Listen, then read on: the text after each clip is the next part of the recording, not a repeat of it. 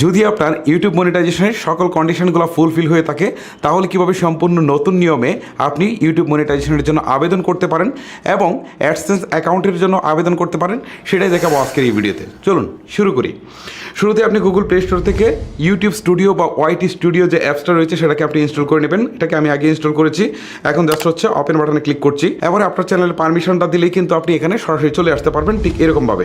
এখন এখানে আসার পর একদম নিচের দিকে দেখেন আর্ন নামে একটা অপশন রয়েছে, ঠিক আছে? এই আর্নে একটা ক্লিক করবেন। আর্নে ক্লিক করার পর এখন দেখেন অ্যাপ্লাই নাও নামে একটা অপশন রয়েছে। আমরা একটু নিচের দিক থেকে ঘুরে আসি। এখানে দেখেন মনিটাইজেশন আবেদনের জন্য কী কী শর্ত ফুলফিল করতে হয় সবগুলোতে টিক চিহ্ন রয়েছে। তার মানে আমার প্রত্যেকটা শর্তই কিন্তু ফুলফিল হয়ে গেল। ওকে, এখন আমি উপরের দিকে চলে আসি, এখান থেকে অ্যাপ্লাই নাও এই বাটনটাতে একটা ক্লিক করে দিচ্ছি। ক্লিক করার পর এখানে দেখেন 3টা স্টেপ রয়েছে। প্রথম স্টেপে হচ্ছে রিভিউ বেস টার্মস, তারপরটা হচ্ছে সাইন আপ গুগল অ্যাডসেন্স, তারপর হচ্ছে গেট রিভিউ। ওকে, আমরা এখান থেকে স্টার্ট বাটন দিয়ে শুরু করব। সো স্টার্টে একটা ক্লিক করছি।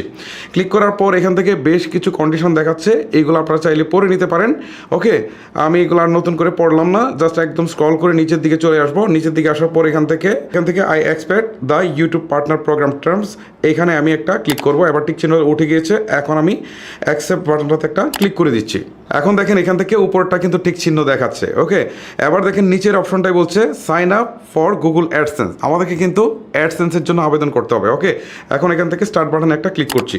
ক্লিক করার পর এখান থেকে বলছে যে আপনার পূর্বের অ্যাডসেন্স অ্যাকাউন্ট আছে কিনা, যদি থাকে তাহলে ইয়েস দিবেন, আর যদি না থাকে তাহলে নো দিবেন। আর যদি আপনার অ্যাকাউন্ট থাকার পরেও আপনার অ্যাকাউন্ট মনে নেই তাহলে একবার নিচেরটা আই ডোন্ট নো। সো আমাদের যেহেতু অ্যাডসেন্স অ্যাকাউন্ট নেই, সো আমরা মাঝেরটা দিব no I need to create one, ঠিক আছে? এইটা সিলেক্ট করব। সিলেক্ট করার পর নিচের দিকে নেক্সট বাটনে একটা ক্লিক করব। এখন দেখেন এরকম একটা ইন্টারফেস চলে আসছে। এখান থেকে বলছে কন্টিনিউ অ্যাজ সুব্রত, মানে আপনার অ্যাকাউন্টটা দেখাবে। সো এখান থেকে আপনি কন্টিনিউ একটা ক্লিক করে দিবেন। এখন ঠিক আপনার সামনে এরকম একটা ইন্টারফেস চলে আসবে। এখান থেকে আপনার উপরের দিকে জিমেলটা দেওয়া থাকবে, আর নিচের দিকে ইউর ওয়েবসাইটের জায়গাটুকুতে আপনার চ্যানেলের যে ইউআরএলটা রয়েছে সেটা অটোমেটিক কিন্তু ফুলফিল হয়ে আছে, এখানে আপনার বসাতে হচ্ছে না। তারপর এখান থেকে হচ্ছে get more out of AdSense, ঠিক আছে? সো এই ক্ষেত্রে হচ্ছে আপনি no I don't send customize help এই অপশনটাকে আপনি সিলেক্ট করে দেবেন। তারপরে এখান থেকে হচ্ছে select your country or territory, এই অপশনটাতে আপনি হচ্ছে ক্লিক করার পর বাংলাদেশ সিলেক্ট করে দিবেন। এই যে বাংলাদেশ আমি সিলেক্ট করে দিচ্ছি। এখন আবারও বেশ কিছু টার্মস অ্যান্ড কন্ডিশন দেখাচ্ছে, আপনি একদম স্ক্রল করে নিচের দিকে চলে যাবেন। নিচের দিকে আসার পর আবারও আপনি এখান থেকে টিক চিহ্নটা তুলে দিবেন, yes I have read and accept the agreement. Tick চিহ্ন তুলে দেওয়ার পর ক্রিয়েট অ্যাকাউন্টে আপনি একটা ক্লিক করবেন। এবারে দেখতে পাচ্ছেন ঠিক এরকম একটা ইন্টারফেস চলে আসছে। এটাকে জাস্ট আপনি একটু জুম করবেন, আমি একটু জুম করে নিচ্ছি। জুম করার পর এখান থেকে অ্যাকাউন্ট টাইপ, এটা ইন্ডিভিজুয়াল দেখাচ্ছে, এটাকে আপনার ইন্ডিভিজুয়ালি রাখবেন। তারপর হচ্ছে নেম অফ অ্যাড্রেস, ঠিক আছে? এখান থেকে হচ্ছে নেম, আপনার এনআইডি কার্ডে যে নামটা থাকবে সেম নামটুকু এখানে দিয়ে দিবেন। ওকে, আমি এনআইডি কার্ড অনুসারে নামটা দিয়ে দিচ্ছি। দেখেন আমি এনআইডি অনুসারে নামটা কিন্তু দিয়ে দিলাম। আগে ছিল সুব্রত দাস, এখানে সুব্রত চন্দ্র দাস দিয়েছি।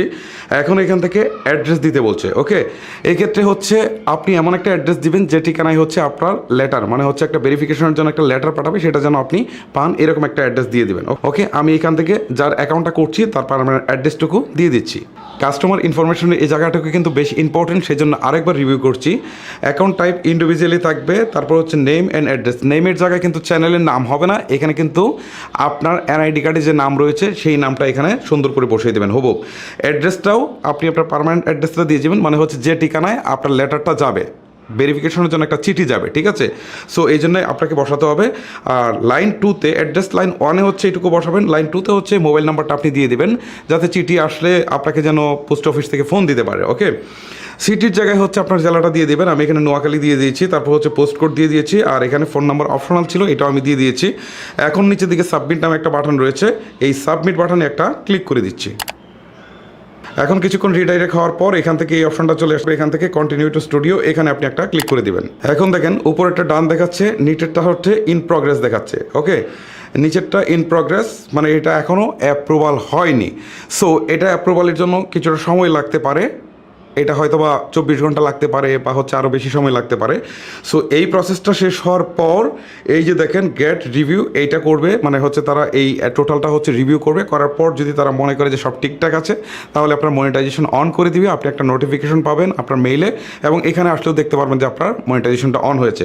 আর যদি না হয় অন, তাহলে কিন্তু আপনাকে তারা SMS এর মাধ্যমে জানিয়ে দিবে, অথবা ওয়াইটি স্টুডিওতে আসলেও কিন্তু আপনি এখান থেকে দেখতে পারবেন আপনার কেন মনিটাইজেশন অন হয় নাই, সেই কারণটুকু কিন্তু তারা আপনাকে উল্লেখ করে দিয়ে দিবে। সো আপনাকে কিছুদিন অপেক্ষা করতে হবে।